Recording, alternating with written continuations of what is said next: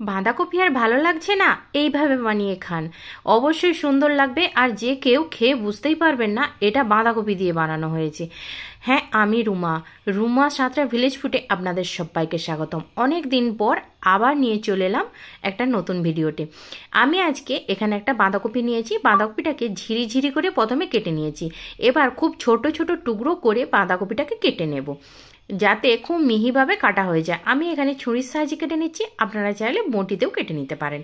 বাঁধাকপিটা আমার সুন্দরভাবে কাটা হয়ে গেছে। এবার আরও উপর থেকে একটু চপ করে নিলাম, যাতে খুব ছোট ছোট মিহি হয়ে যায়। এবার একটা পাত্রের মধ্যে জল দিয়ে বাঁধাকপিটাকে প্রায় 5 মিনিট ভেজিয়ে রাখবো। আমি এখানে লবণ দিইনি, আপনারা চাইলে একটু লবণ দিয়ে নিতে পারেন। বাঁধাকপিটাকে খুব সুন্দরভাবে কচলে ধুয়ে নিলাম। এবার দুটো ডিম ফাটিয়ে নিচ্ছি। আমি এখানে দুটো ডিম ব্যবহার করছি, আপনারা চাইলে বাড়িয়ে নিতে পারেন। ডিম দুটোকে খুব সুন্দরভাবে ভেঙে নিলাম। দিয়ে দেব ওপর থেকে কিছুটা লবণ, আর দেব ঝিরি করে কেটে রাখা পেঁয়াজ। একটা বড় সাইজের পেঁয়াজ কুচিয়ে নিয়েছি, আর কটা কয়েক কাঁচা লঙ্কা আমি দিয়ে দিলাম। দিয়ে এবার ওপর থেকে দিয়ে দেব সেই কুচিয়ে রাখা বাঁধাকপিটা ডিমের সাথে খুব সুন্দরভাবে মিশিয়ে নিতে হবে। খুব সুন্দরভাবে মিশিয়ে নেবার পর এখানে 3টা বাটি নিয়েছি। আমি এখানে সরিষার তেল ব্যবহার করছি। বাটিতে খুব সুন্দরভাবে বুলিয়ে নেব, তাতে মিশ্রণটি খুব সুন্দরভাবে ভেপে এলে উঠে আসবে। এবার 3টে বাটিতে সমান সংখ্যক ব্যাটার দিয়ে একটা জলের উপরে একটা স্ট্যান্ড বসিয়ে বাটি 3টে দিয়ে ঢাকনা দিয়ে প্রায় 15 মিনিট অপেক্ষা করতে হবে। তাতে সুন্দরভাবে দেখতেই পাচ্ছেন খুব সুন্দরভাবে ডিম আর বাঁধাকপিটা সেদ্ধ হয়ে গেছে। আমি সমস্ত বাটিগুলো তুলে প্রায় 5 মিনিট অপেক্ষা করব। 5 মিনিট পরে একটা ছুরির সাহায্যে আলতো করে উঠিয়ে দিলেই খুব সুন্দরভাবে উঠে আসবে। দেখতে পাচ্ছেন খুব সুন্দরভাবে ছেড়ে এসছে। এবার একটা তেলের মধ্যে আমি সেই 3টে বাটি ভাপা ডিমগুলোকে দিয়ে খুব সুন্দরভাবে ভেজে নেব। আর এই কাজটা খুব হালকা হাতে করে নিতে হবে, কারণ বাঁধাকপি খুব নরম জিনিস, এটা ভেঙে যাওয়ার চান্স থাকে। তাই হালকা হাতে আমি বাঁধাকপি ডিমের এই বাটি ভাপাটা তুলে নিলাম ভেজে। এবার ওই তেলেই আমি দিয়ে দেব কিছুটা পেঁয়াজ কুচি। আমি এখানে বড় সাইজে 2টো পেঁয়াজ নিয়েছি। পেঁয়াজটাকে গোল্ডেন ব্রাউন করে ভেজে নেব। এবার দিয়ে দেব 1 চামচ করে আদা আর রসুনের পেস্ট।